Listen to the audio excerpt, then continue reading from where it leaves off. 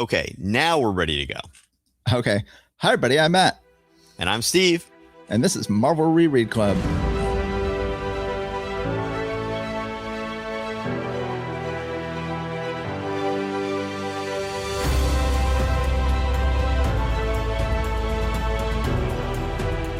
So it was a bit of a comedy of errors today, getting this thing scheduled. Both of us forgot about our recording time at one point or another here, but we finally got started.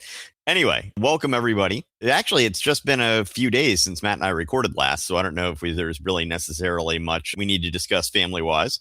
So we can pretty much just get right into it, I would imagine. Yeah, we got $5 today. Let's do it. All right. Sounds good. So we're starting with Nick Fury, Agent of S.H.I.E.L.D. number 8, I believe we said. Do you want to do that one or do you want me to do it? I'll go and do it. Okay. Sounds good. So Frank Springer giveth and he taketh away on this book. He'll do some good work and then he'll do some poor work. And I think this cover is absolutely awful. We have Nick Fury, Agent of S.H.I.E.L.D. number 8. We have a silent cover where it is a big alien looking dude standing on a beach over the prone body of Nick Fury. And I think the whole thing just looks terrible. I think that the wordlessness is doing it no favors. Tell us at least something to get us interested in this, as opposed to whether this is supposed to be an alien or some sort of Earth monster or so. Either way, he's not really giving me the vibes I need to get from him. What do you think of this cover? I mean, this whole issue is kind of a train wreck, but I think that the primary problem I have with this cover is just the character design for the bad guy. It's just doesn't make any sense and doesn't, as you said, doesn't really give you anything to have an idea of what you're getting into on the inside. And other than that, it looks like it's probably relatively quickly executed. But what is there other than the bad guy? It doesn't look bad. It's just that there's not much there.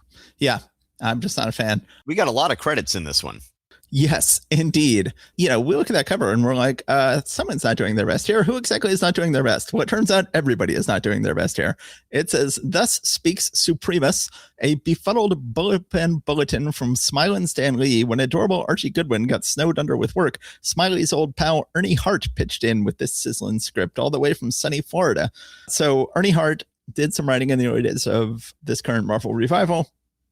Never coated himself in glory, but this is one of those cases where they're like, oh, Archie Goodwin just barely missed writing this month's issue. But in fact, Archie Goodwin is gone for good. He's never going to write this book again. So he is calling in sick, but he's never going to return from work. It says, and when fantastic Frank Springer needed a helping hand on the penciling and inking chores, happy Herbie Trimpe and jocular John Tartaglione were only too glad to oblige. So, you know, Trimpe's not a terrible penciler. Tartaglione is a terrible inker. And it's hard to tell in this issue what exactly Frank Springer is doing and what Trimpe and Tartaglione is doing, but it's all pretty bad. It says, or who says this isn't the Marvel age of cataphonically colossal credits? P.S. from harassed Herb Cooper, I did the lettering all by my lonesome, nuff said. So we have this guy, Supremus.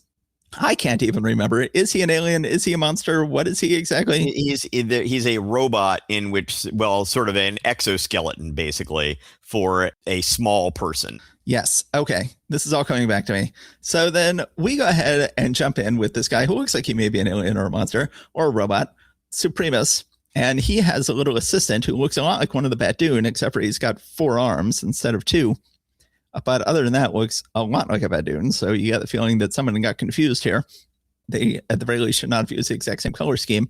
So then we have the same way we've begun so many Nick Fury stories, with Nick Fury going about his business when suddenly he is assassinated, which we've had over and over and over again. This time, they really got him because he's sitting at his desk, seemingly at the Pentagon or something. It's some sort of office building where you can see the U.S. Capitol building out the window.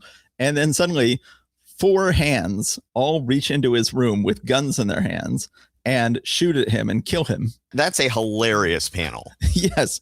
One, like through a hand with a gun that pokes in, smashes in through his window. One comes through a hole in the ceiling and 2 more are coming from the foreground. They destroy him. But of course, then it cuts to Tony Stark talking to Nick Fury. And Nick Fury says, tell me, Stark, do you have an unlimited supply of life model decoys? Says, that wasn't LMD, Colonel. It was a real image of you projected onto a force field into the room of the study of your apartment. Now, why does that differentiation matter? That doesn't seem to matter at all. Why not just be an LMD? Yeah, I guess because they feel like they've done that intro way too many times. Well, and I will point out that what he's describing about a real image of you projected onto a force field basically is the holosuite, the holodeck in Star Trek. That's more or less how those work. Anyway, go on.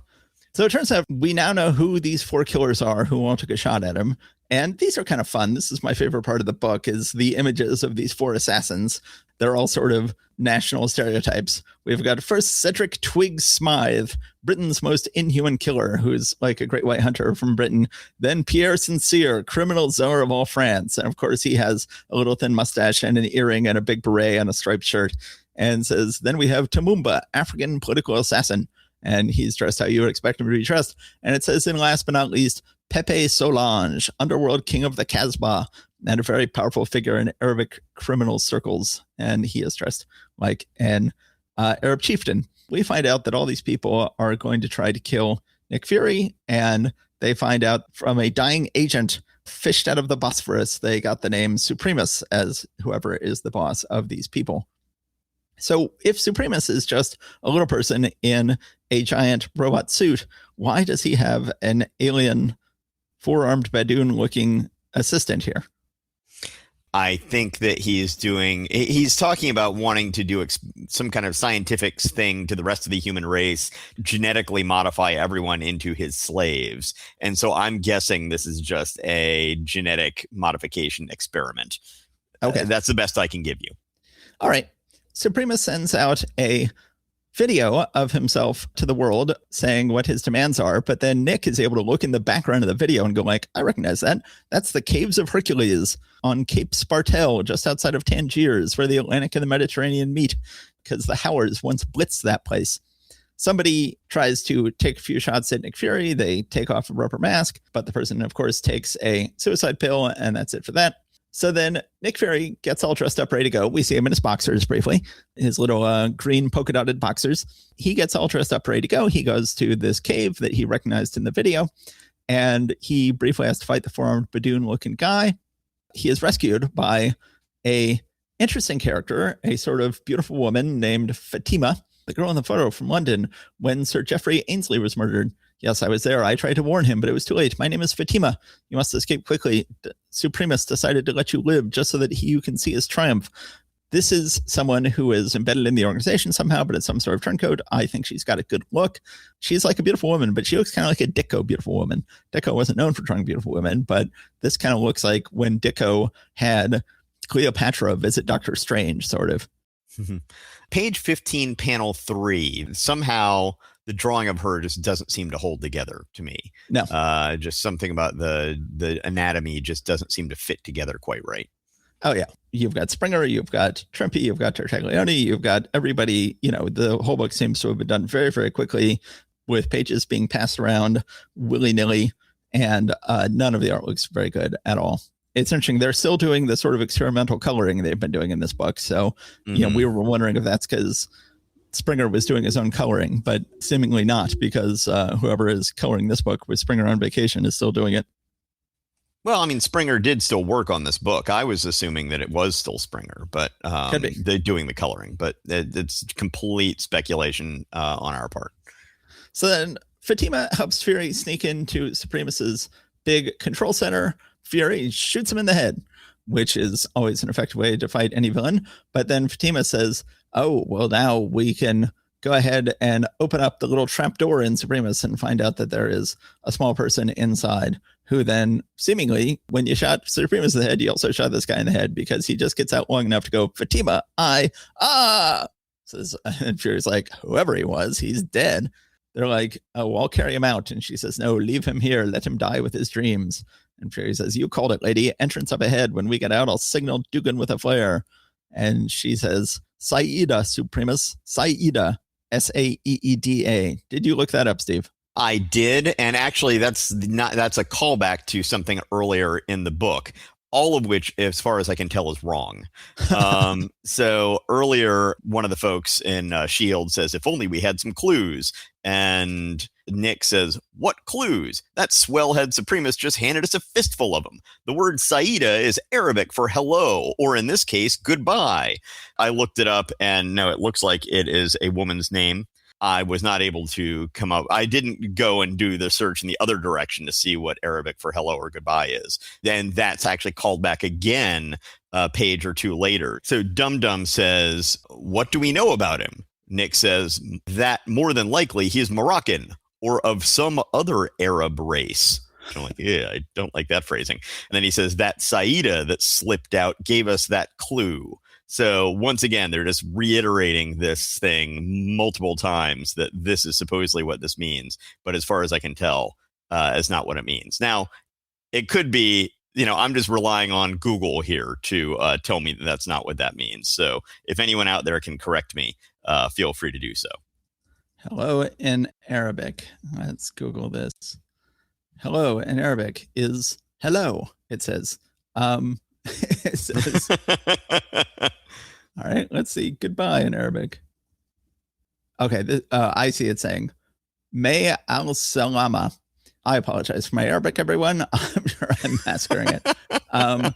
Anyway, they go back to headquarters. They debrief Fatima. No sexual innuendo there. They're actually just literally debriefing Fatima. And then she tells them the origin of Supremus and how he ended up there. And they watch TV, someone going like, "Oh, it's been very hot." And Nick Fury says, "You forgot one thing, pal. It could have been a lot hotter." Click, and he turns off the TV. So because there was one bit of the plot that you skipped over, which is just that there was a global heat wave that was going on, and there were riots that were breaking out in countries, largely based on the heat. And this was all part of Supremus's plan, that he had something that was causing this heat wave artificially. Yes. So Cedric Twig Smythe, Pierre Sincere, Tumumba, and Pepe Solange are 4 great-looking assassins on page 3. Is that the last we ever hear from them? Which is to say, we never hear from them? Well, we never hear from them in this story after that. I don't know if they ever show up again. Well, I did not think to look that up. This is a one-off fill-in issue, so I doubt we're ever going to hear from them again. But I liked them. They were pretty cool looking.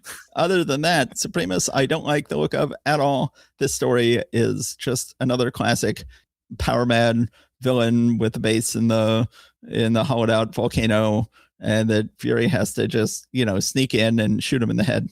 It's really a weak book. When you've got all these people involved in the art and it was clearly done at the very last second, it's hard to blame anybody. Just look at this splash page, Thus Speaks Supremus. It looks extremely amateurish, but is this Springer before he had to leave, before he, quote, needed a helping hand, unquote? Is it Trimpe and Tartaglione? Whoever it's doing it looks very amateurish. The whole book looks very amateurish. So many things are not explained.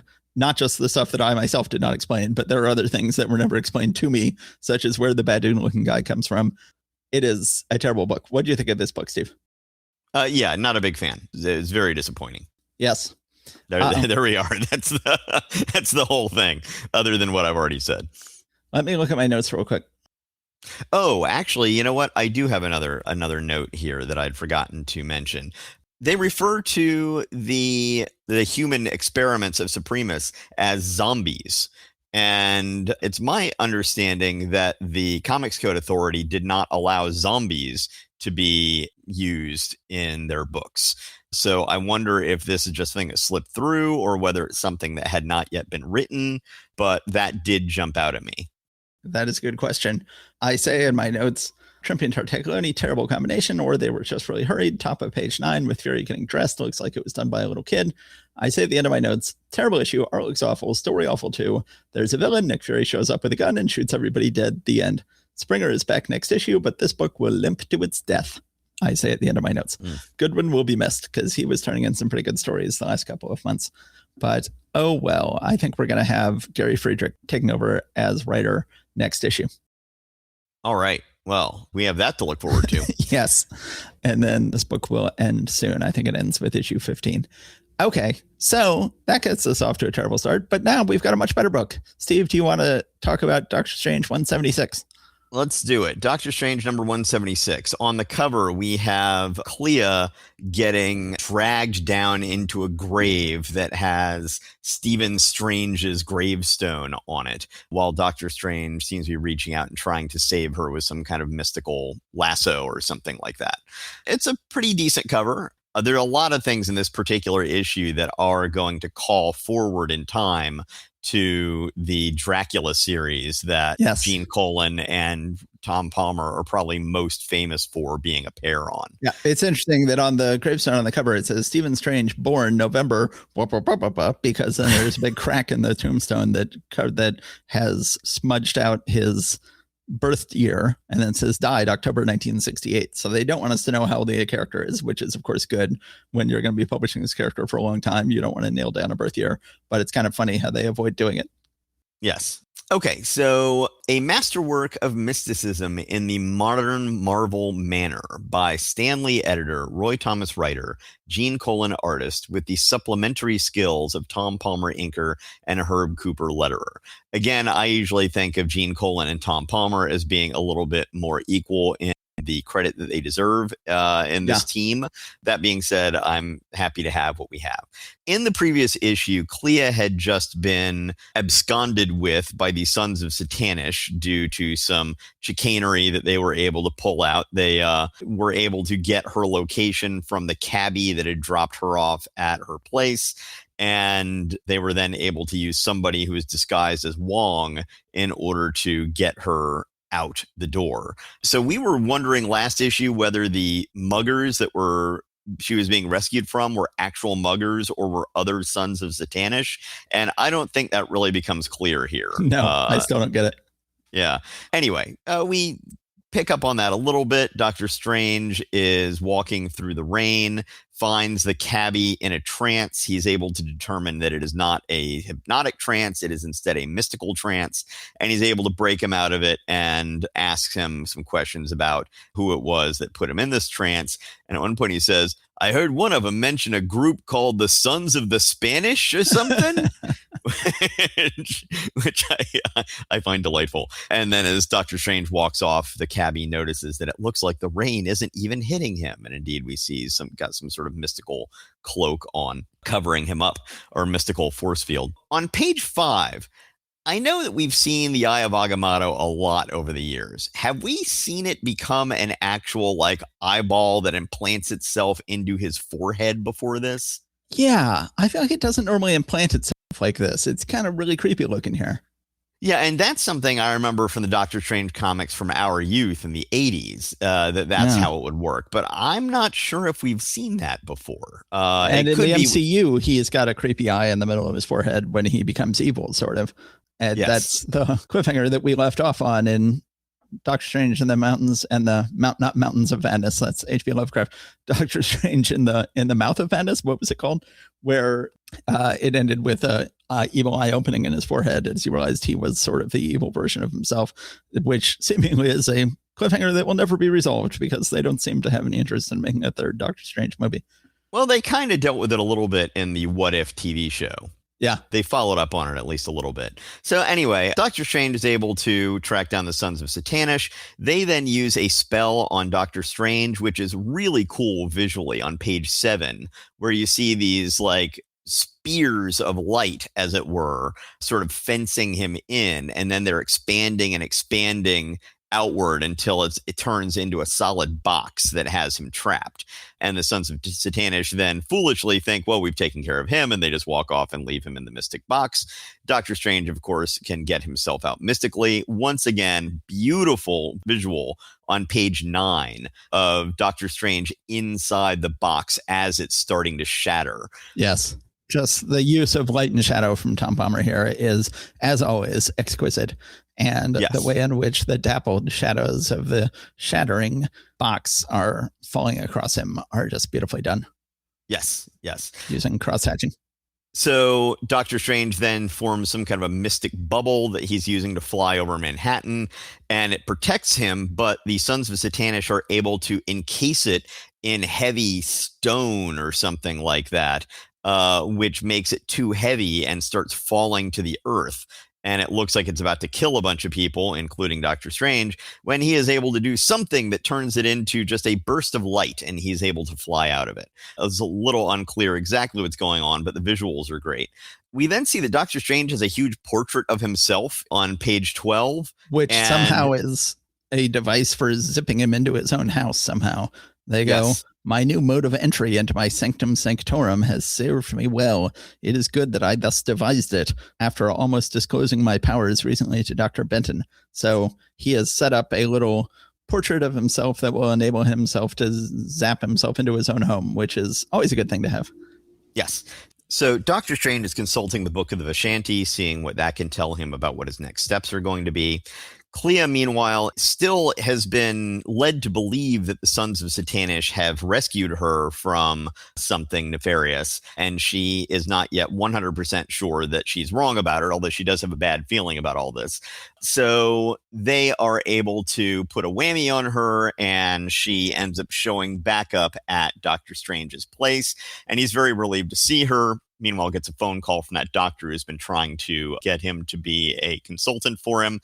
And while he's on the phone, Clea almost stabs him from behind and murders him. Really nice sequence. Yes. On page 15, you see him talking on the phone, but we're looking sort of over his shoulders. We see a hand grab a blade from the wall, and then we just see the shadow creep its way across his face, the shadow of the blade, and then suddenly look up and the shock look of Clea wielding the knife above him. Really beautiful. Screech. Exactly.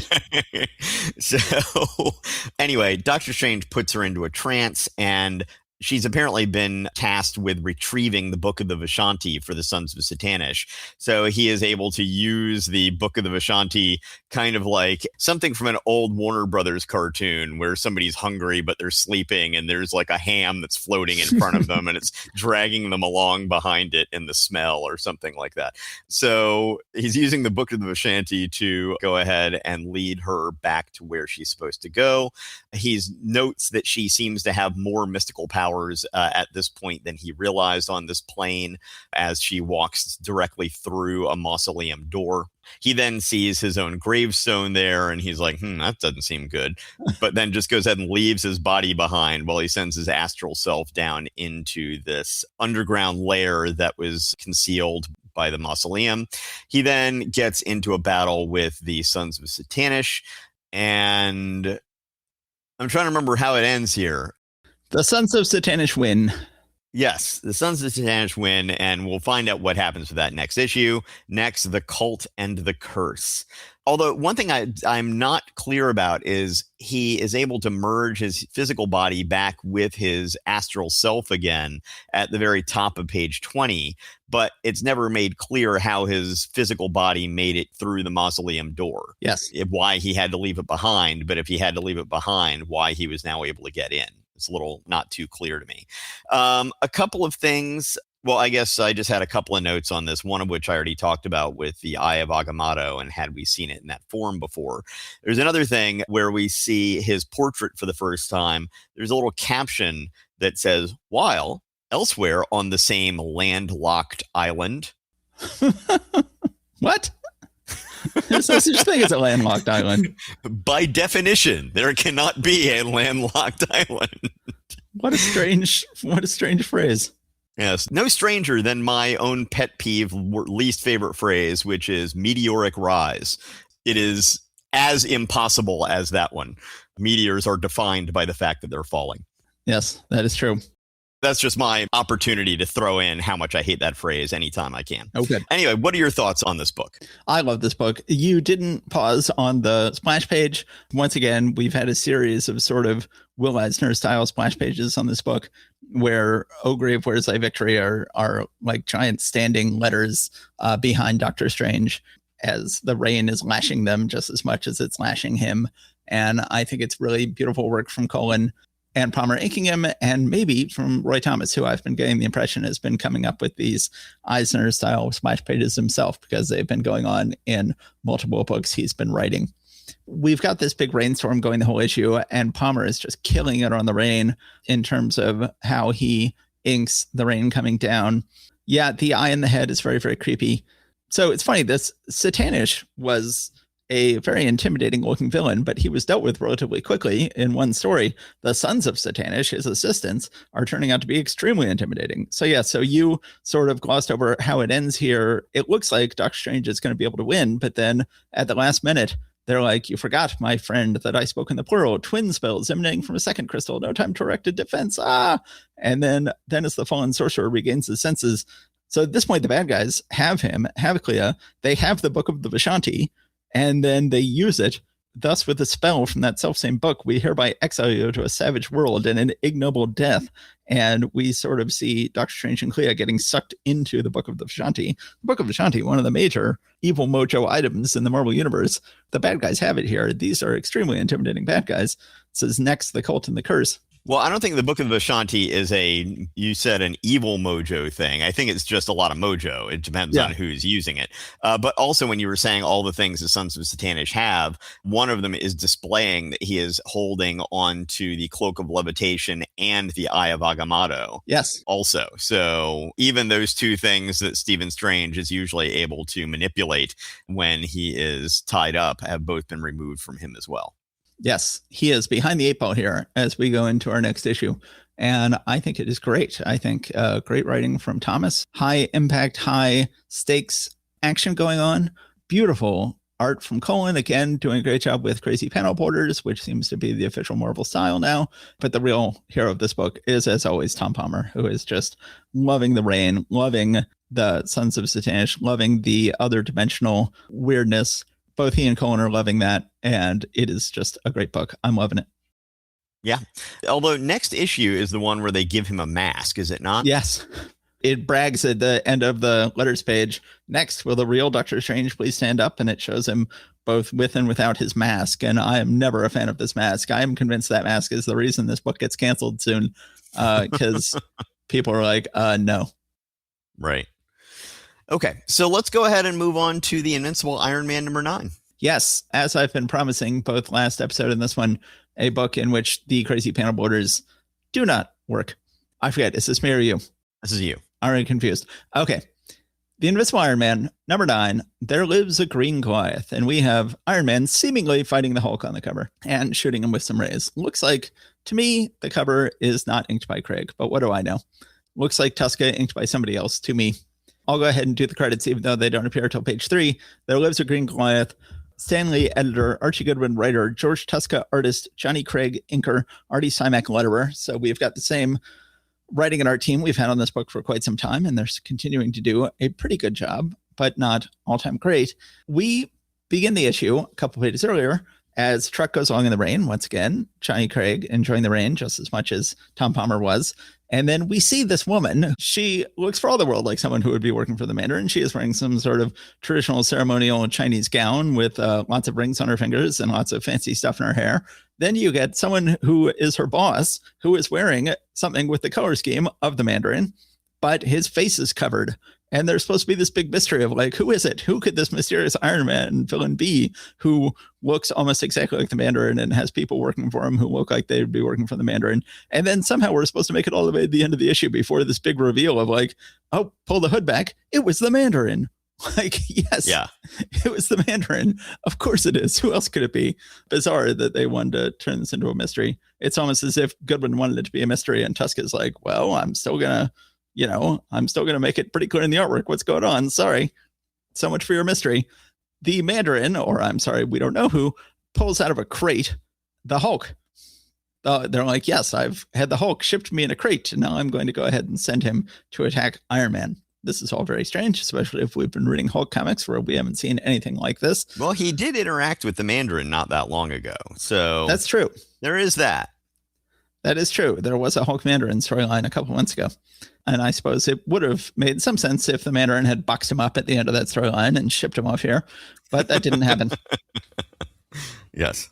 As I've said, it seems to now be the official Marvel House style to have crazy panel borders, have crazy diagonal askew panel borders. I'm wondering if this is influenced by the work Neil Adams is doing over at DC, because Neil Adams at this point was already beginning to become a bit of a fan favorite artist, and he was always famous for his crazy askew panel borders. But here, Tuska, who has not been doing them, starts doing them with this issue, and he is terrible at them. Look at page 4, where we have Iron Man in his lab shooting himself with lasers. All damage done to my armor by the Gladiator has been completely resealed by the fusion ray. Now for some final tests. And what on earth is the order of these 5 panels? on page 4. So I know that you had complained about this when we talked last time, and I went into this primed for this to be a mess. And yeah, it's not great, but I was able to figure it out pretty easily based on largely the word balloons. Yes, but that's not how comics work. They're part of it. They're part of it, especially with the placement of them drawing your eye along in the direction that you're supposed to be moving. So the fact that the thought balloon on panel 3 on page 4 is right next to the thought balloon on panel 2 seems to indicate to me that I'm supposed to keep on reading towards the right rather than jumping down below to that panel underneath. I think it works well enough, although you've got to take a leap of faith in your readers here to see if they're going to be able to follow along. And yes, it does depend very much on good speech balloon placement. Yes. And it's a real testament to what a good job Colin's been doing with his crazy panel borders, that I've never had any trouble figuring out what order to read the panels in his books, whereas I'm having a lot of trouble with it here. So then Tony Stark is still dealing with Janice Cord and her sort of shady lawyer, who is continuing to sort of try to cut some sort of deal and seemingly planning on stabbing Janice Cord in the back at some point. But then that subplot gets left for later. And we cut to the character who knows who it is, who is testing the Hulk, seemingly the Hulk. Again, we're supposed to believe until the end of this issue that this is the Hulk, although I already suspected it was not, just as I already suspected this would turn out to be the Mandarin. The woman who is assisting the mysterious man gives the Hulk a little clipping from a newspaper, Stark to buy out Cord, ? And it's got pictures of Tony Stark and Janice Cord, and sends the Hulk out to get them. Again, on page 7, I can't tell what order the panels are supposed to be in. Tony Stark is meeting with Janice Cord and the shady lawyer when suddenly the Hulk bursts through the window and is talking in ways that are sort of like the Hulk, but sort of not like the Hulk. And he's using the, talking in the third person and dropping out articles in what he's saying, but using vocabulary that seems a little bit more advanced for the Hulk these days. Might be more appropriate for the Hulk of like 6 years ago. Yeah. Anyway, yeah, but it's funny. They hang a bow on the fact that the Hulk gets really super lucky when guessing which window to jump into in this building. This right building, right floor, no from instructions. Time enough to find office after breaking in, unless Hulk lucky on first try. And he comes bursting in. For some reason, Goodwin felt that he had to explain how quickly he was able to find them. It would have been believable enough to me that he just, say, looked in the window and saw them. But I guess he felt like that was not a good enough explanation. Or like this particular office takes up the entire floor. Yes, or it was the only office where the lights were on. Right. I could have come up with all sorts of ways to explain away if Hulk had found them on the first try without him having to explain to us how lucky he was. Yes. Hulk escapes with Janice Cord. Tony Stark turns into Iron Man to come chasing along after them. Page 10, I have a hard time figuring out what order to read the panels in. Iron Man catches up to Hulk, seemingly the Hulk, and fights him in midair for several pages, and then down on a boat with a fox in a box, all the places where you might have green eggs and ham.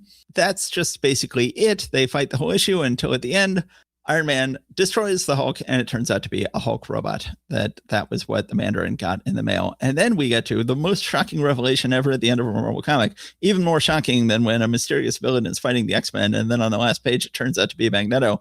In this issue, it turns out at the end that the mysterious person who has been affecting Tony Stark the whole time, been affecting Iron Man the whole time, sent this giant Hulk robot after him, is actually the Mandarin. What? I never would have guessed that.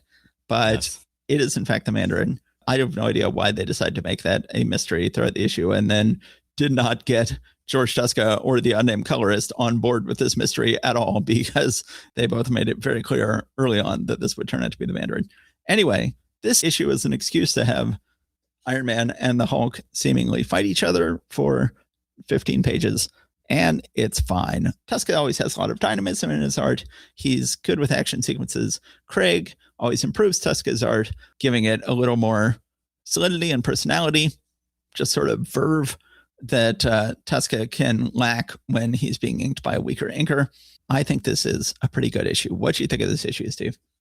Yeah, I thought it was a lot of fun. As you said, the reveal at the end is a big, who'da thunk it moment. I think that basically, if the colorist had just colored the hood that he's wearing the same green as the jumpsuit, there would have been at least a little bit more plausible deniability in terms of how obvious this is. But the fact that the hood that he's wearing over his usual mask is the same exact color as his usual mask, yeah, it doesn't work too well. But overall, I find it fun. I like the look of the Hulk robot as it's being destroyed, and you get to see the robot parts sticking out from inside. It's fun. It's worth 12 cents just to take the roller coaster ride. Yeah, it's different. Can you imagine? I can't imagine being a comic writer today and having to have a comic book that is worth $5 instead of a comic book that is worth 12 cents. It's a lot to ask these days. But yes. Yeah, it's interesting that Iron Man notices how out of character the Hulk is. He's like, all along, he's exhibited far more cunning, more cruelty than usual. Has someone managed to tame him, control him to such a degree? Or have the years of alienation finally altered him for the worse? The fact the Hulk was shipped to the Mandarin in a crate inside a statue. Yeah, and then the Hulk isn't speaking in his usual speech patterns. That also was just one of those, like, when are they going to reveal it's a robot? When are they going to reveal it's a robot? And it's a robot. Right? Yeah. But again, it's just fun. Yeah. So we're going to do Captain America number 109. But before we move on, let's talk on to the twist at the end of the issue, which I failed to mention before. So we always talk about how idiotic everybody in Iron Man is. So they can't figure out that Tony Stark disappears and Iron Man shows up a second later. And everybody knows that Iron Man is supposedly Tony Stark's bodyguard, but they're never in the same place at the same time, which you would want to be with your bodyguard. But no one ever figures it out. Well, in this issue, the big escalation in this issue that we haven't had before is that the Mandarin finally figures it out. The Mandarin's like, hey, I attacked Tony Stark, and then Tony Stark ran away, and then Iron Man showed up. Says he vanishes so that Iron Man may conveniently step in. Thanks to my Hulk android luring you out, what was but a suspicion is now confirmed. Iron Man and Tony Stark are one and the same. And with this information, I shall launch a scheme that will ultimately place both of them and the free world in the hands of the Mandarin. So that's nice. That's a nice little escalation. Okay, so now I think it's time to move on to Captain America number 109, the origin of Captain America. And the cover, you see Cap bursting through a newspaper coming at us. Mm-hmm. So I guess we're going to be hearing the actual news, the newsreel, as it were. But it seems to be an actual newspaper. So like Lewis wins captive mine fight. Arbitrators grant Union shop. Guam bombed. U.S. flyers head north. Battleship Oklahoma. Yada, yada, yada. Yes. And then Soviet Union something, something, something. The international situation. This appears to be the front page of the New York Times or something like that. Yeah. And presumably at some point during World War II. Oh, you think so? Oh, I guess so. That would make sense. Hopefully Guam wasn't bombed in 1968. Good point. We get started. We see Captain America and Bucky coming towards us, and we see some Kirby tech in between us and that is the kind of stuff that often appears on view screens that Kirby's characters are using. So presumably we're looking through a view screen here. It says, the hero that was. What more can you ask of any thriller than that it is produced by Stan Lee and Jack Kirby, inking Sid Shores, lettering Artie Simek? So I'll try to dispense with this one relatively quickly because it is a rehash of his origin. So we start off with Cap and Bucky on a mission where there's supposed to be some sort of a sabotage that the two of them are doing to some Nazi stuff. And Bucky is displaying a whole lot of courage in doing so. We see once again, this is one of those fantastic things you get in Jack Kirby stuff. Page 5. That splash page there's some sort of a vehicle that a Nazi is in that I don't even know how to begin describing this vehicle. It's like a giant armored trike, like one of those 2 wheels in the front, 1 wheel in the back kind of things that, it just, it's amazing. Yeah. And it's got a little Nazi swastika and eagle on it, which, that's one thing I find that I dislike about what they've had to do with the MCU, which is to de-emphasize the fact that Cap fought Nazis. Yeah. And I know that there are a number of different reasons they're doing that, most of which have to do with marketing. Yeah. But I really find that there's something that's being lost there when we are saying, oh, no, he was always fighting Hydra. It's like, no, he was fighting Nazis. They don't want to have to sell toys with swastikas on them. And in some countries, they're not allowed to. Right. Yes. So anyway, it seems that Steve is recounting this to Nick Fury, then goes on to recount other parts of his origin as well. And he's, being a little bit of his mopey self, not to downplay it. I mean, he has reason to be mopey, but he is kind of moping about it. And Nick keeps on noticing this about him. But then we get the flashback to Captain America as the scrawny kid coming into the recruitment office saying he'd been rejected by the draft, but, he just wanted to come in and try again. So then they're like, okay, do you want to be part of an experiment? It could mean that you die, but you would help out the cause. And he goes in, and this is a connection I had never, ever made before. The scientist who is behind all of this is Professor Reinstein, as in remove the R, and you have Professor Einstein. And he looks just like Einstein, and they say, Professor Reinstein, the world's greatest physicist, which everybody recognizes him right away. And that was the moment when I made the connection. I'm like, has this connection always been implied and I just always missed it? No, I think it's new here. I think that they've never implied that this was supposed to be Einstein before. I don't think he's ever had the name Reinstein before. And I don't think that it's ever been so obviously supposed to be Einstein. Obviously, Einstein was not killed in World War II. So let's just talk about how odd this issue is, because when Captain America was launched into his own book 8 issues ago, they went ahead and did Captain America's origin. They did everybody's origins in those issues. And then when Captain America returned to doing World War II stories a couple of years ago, they did his origin there too. His origin revealed a lot. They seem to think that this is, when in doubt, do Captain America's origin again. And it's interesting. He sort of has 2 origins. He has his 1940s origin and then his 1960s origin, both of which they can get whole books out of. Well, and then, recently there was the Avengers book where they were using Dr. Doom's time machine. And that was essentially a recap of his origin as well. And it's interesting also that this book, they go into much more detail about the whole recruitment and experimentation process on Captain America. And it's very much the basis for the first MCU Captain America movie. Yes. With, I was going to say Chris Klein. No, not Chris Klein. Chris Evans. Oh, I thought you meant the one with Red Brown.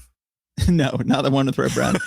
They had the same thing happen recently in Thor, where they went back and did his origin in more detail than we had before. And that was clearly the basis for the MCU. So we're going back and filling in more complete origins in both Thor and Captain America in recent months. And in both cases, that was what the MCU used. Yes. During the recruitment process, we see a Nazi U-boat coming into New York around a whole bunch of mines. And the image of it navigating all these mines on page 10 is really a spectacular drawing. Yeah. So we see that this submarine drops off a spy whose job it is going to be to stop the super soldier project.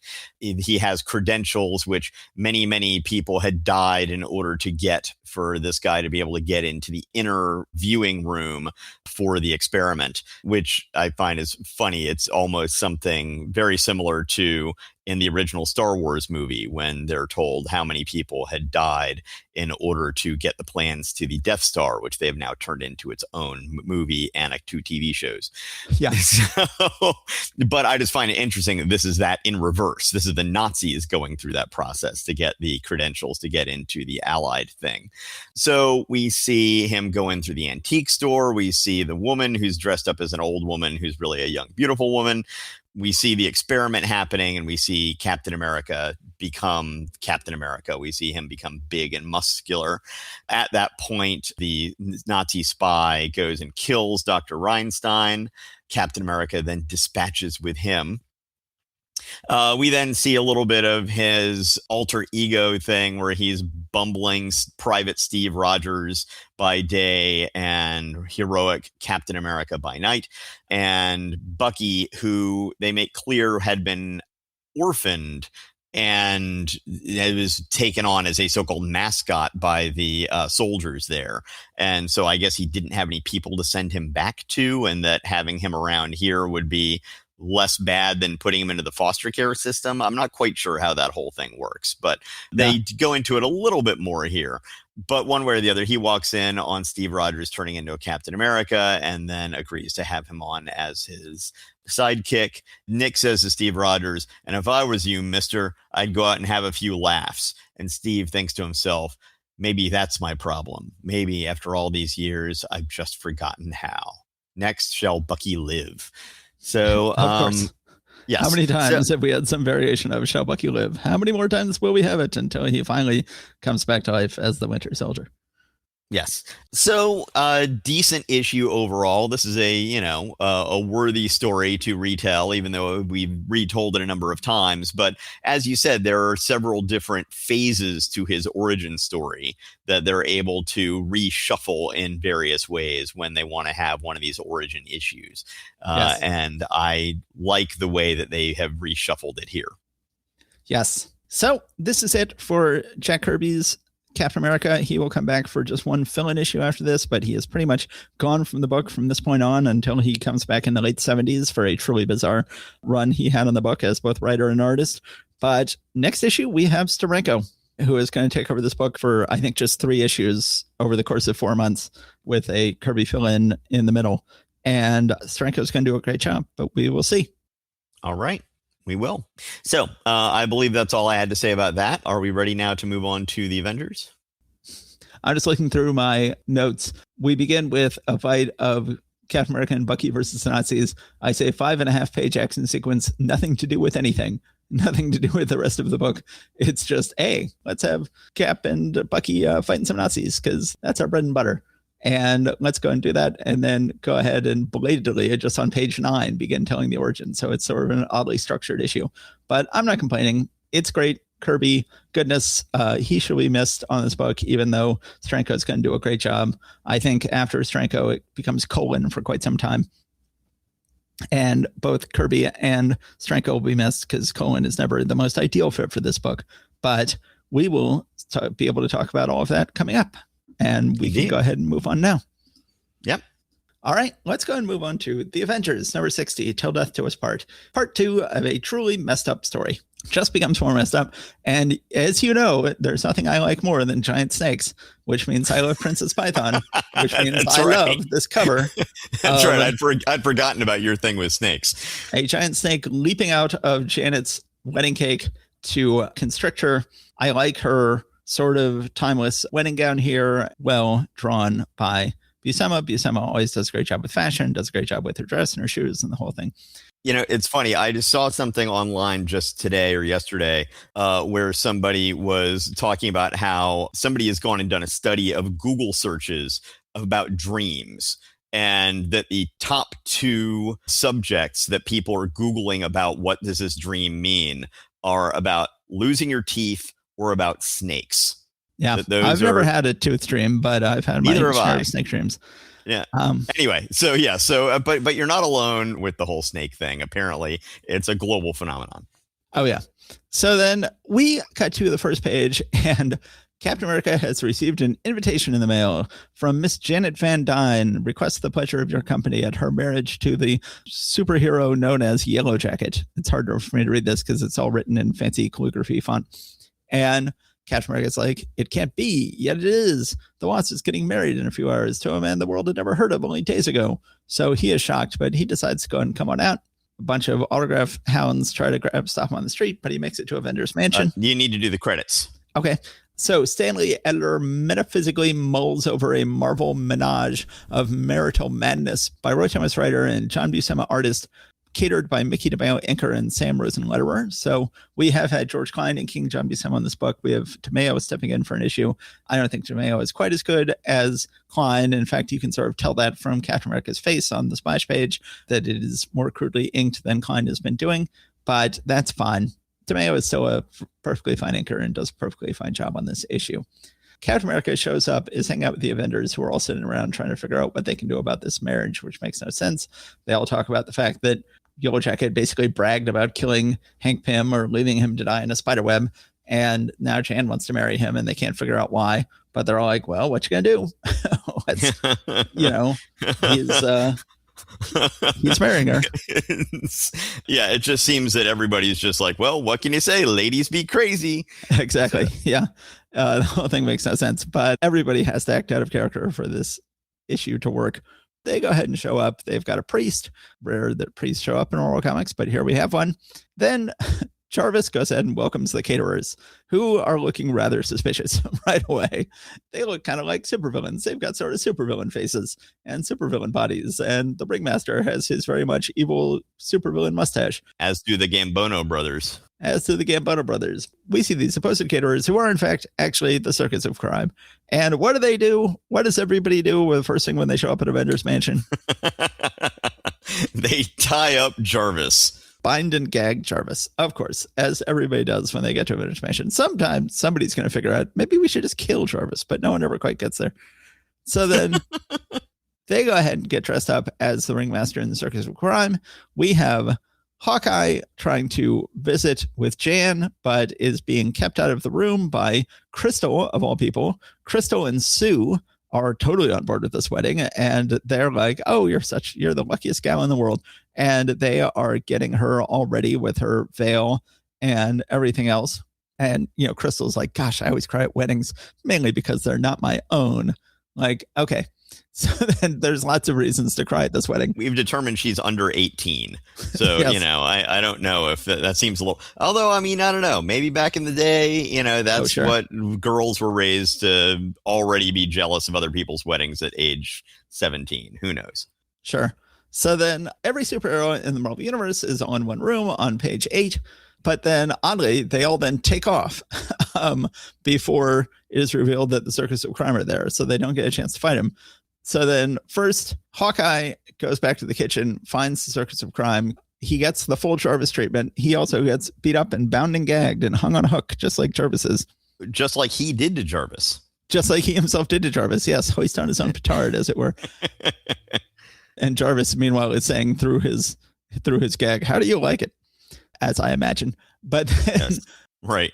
Black Knight goes ahead and gives his mystic blade. Later we will find out it's a cursed mystic blade, so that's not a good way to begin a marriage. But gives his mystic blade. It is a replica. They make it clear this is a replica of his mystic blade. Oh, I see. In truth, milady, this is but a faithful replica of my own enchanted blade, but 'tis enough, 'twill serve. Okay, that's strange. So yes. Then she goes ahead and tries cutting her cake, and then a giant python comes out of her cake and attacks her. This is so strange. So the other superheroes haven't left yet, but then the giant python comes out, attacks her. Vision zaps the python somewhat ineffectively, apparently. The python is unconscious for now, and then all the other superheroes just leave. They're like, well, giant python left out of the cake, whatever. No one then checks the kitchen to says, like, who sent out this cake, and find the Circus of Crime there. It says, swiftly all gather round, and we see that, the X-Men are here and Daredevil's here. And then it says, then, as the last of the grim guests take hurried leave. Well, because Panther said, thank you, my friend, but this is Avenger business. So basically, we don't want your help. This is our thing to deal with. But the thing is, they then had to let us know earlier that it's like, oh, yeah, by the way, Thor and Iron Man had to leave for some reason early. So they were, even though they would not fall under this, hey, this is Avengers business, so you need to leave, they had already left for some reason. Whole thing makes no sense. So then the Circus of Crime come out to attack. And it turns out the whole reason the Circus of Crime are here is because they want revenge on Thor. If I were in the Circus of Crime, the last thing I would want would be to fight Thor, because they're third-rate villains and Thor is a first-rate hero. And that, when last they were interacting with Thor, Thor was heavily zonked in the head and was tricked into working for them. But you can't count on that all the time, Circus of Crime. Come on, man, you're not in Thor's league. But anyway, they're like all upset that they just have to fight the Avengers instead of getting to fight Thor. But they go ahead and attack the Avengers. The Python, next thing you know, is back to life and is once again constricting Jan. And then suddenly, as everyone is attacking, Yellow Jacket suddenly realizes he's got fairly useless powers. Says, you really let her die crushed by that Python? And there's nothing that Yellow Jacket can do, nothing. Then he thinks, she can't die. Wait, something's happening to me, but what? And suddenly Yellow Jacket becomes Goliath and busts out of his clothes. And turns out he was wearing his Goliath outfit underneath his Yellow Jacket outfit this whole time. Which I guess the Yellow Jacket outfit is not made out of unstable molecules, but the Goliath outfit was. Of course. Ringmaster is quite horrified to see Yellow Jacket is Goliath. Then Goliath goes ahead and strangles the python and ties it into a knot around Ringmaster, which is not very kind to either the python or to Ringmaster. Then some fun panels of Black Panther defeating the Gambono brothers. The Vision handily deals with Clown. Hawkeye is still hung by a hook next to where Jarvis is hung by a hook, both bound and gagged. Hawkeye gets himself free and decides not to free Jarvis. Yeah. He says, "You hang loose here, Jarv." Jarve. Old Hawkeye is going to do the Avengers Assemble bit. I just hope I'm not too late. And then he runs out, but he finds that, whoops, the Avengers have already dealt with the Circus of Crime. Because of course they have, because who can't deal with the Circus of Crime? And then Hawkeye's like, well, wait a minute. There's Hank with Jan alive. And I don't see Yellow Jacket around. What's going on here? Jan then explains to everybody that she had figured out that Yellow Jacket was Hank, and that he had carelessly dropped some vials containing various untested gases. Somehow they affected me, turning into a man in many ways the opposite of Hank Pym. But one of the things that was opposite was that he was willing to finally go ahead and marry Jan. So Jan decided to take advantage of this situation. And says, then Jan knew all along, gasps Hawkeye, but how? And she says, not all along, replies Jan, but the clues added up when he first kissed me. Hank says, that's the part that really floors me, honey. Imagine telling all that from one little oomph. That's nothing, big man. Listen to this. Whether you married me as Hank Pym, Yellow Jacket, or Wyatt Earp, it's equally legal. Need I add that I looked it up? Like, okay, well, then that one needs to change, because that's a really messed up law. In fact, this marriage will turn out to be a bad idea. It will end badly. It will end in domestic abuse and divorce. And it really should never have happened. And this is a terrible way to begin a marriage. And as Douglas Wolk said when he came on the show, apparently this two-parter was written by Roy Thomas on his honeymoon. Was this a marriage to Dan Thomas? And are they still married today? I'm not sure. I know Roy Thomas is still alive somewhere out there. Roy, if you're listening, come on the show, please. Yeah. Oh, dear God, that would be fantastic. Yeah, this is an interesting issue. Yes. I mean, why bring the Circus of Crime into this? That just seems like such a low stakes escalation. You know, it's not like when Reed and Sue were getting married and Dr. Doom attacks, right? That's one thing. But no, This is the Circus of Crime, which has never really been a Avengers specific villain group. I mean, They've fought both Hulk and Thor in the past, but it just seems like a strange way to approach this. I have heard people point out that if the genders were reversed here, and it was a man who knew that the woman was not in her right state of mind, but uses the opportunity to marry her and then informs her that it's legal one way or the other and there's nothing she can do about it, that would definitely read a lot more sinister. And so, yes, as you're pointing out, that law needs to change. Yes. It is sad what goes on to become of their marriage. It wouldn't necessarily have to have gone that direction from this point, but certainly this is not a good starting point. Just one other small observation in that scene right at the beginning of the book where Cap is dodging the paparazzi. So this is page 2, panel 1. Somebody yelling at Cap says, "Just one more John Henry, Cap." It's like, yes. I believe that would be John Hancock. Yes. John Henry is a completely different mythical American figure that is not well known for signing his name. No. Yes, I found that to be one of those sort of record scratch moments. He could sign his name better than that automatic signing machine, and he was better at it than he was, and they had to get in an autograph signing contest. Yeah, no, I had noted that and then failed to put it down in my notes. So I guess I didn't note it, I should say. Yeah, I had my notes by going, Chan explains to everyone what happened. Okay, you married him during a psychotic schizophrenic episode. Okie dokie then. And then I say at the end of my notes, infamous issue, crazy, nice looking. Tomeo does a good job. A bad start to a bad marriage that will end badly. And that was the end of my notes. All right. Well, there we have it. We are done with January of 1969. We're making a swift start of this particular year of comics. Also because, Matt and I have gotten ahead on our recordings for once here. So we are making it through quickly. I don't really feel I've got anything else to say about the books from this month. Do you have any final thoughts? Well, we had some good books this month. Was there nice art and everything? What all did we cover today? No, Nick Fury had terrible art, but Doctor Strange had great art. Captain America had great art. Avengers had great art. What else? And then Iron Man had pretty good art. Yeah. And some good writing in there and some poor writing as well. Yep, indeed. All right. I believe that is going to bring us to a close here. Thank you very much, everybody, for being here. Once again, as always, if you are one of the people who has not yet rated or reviewed the show, we humbly ask you that you take just a few seconds to do so. That would help us out very much in terms of getting more audience. And if you know anyone who might at all be interested in this show, please tell them about it. And please consider our Patreon. Yes. Great. Thank you, everybody. Take care. Stay safe out there. Bye, everybody.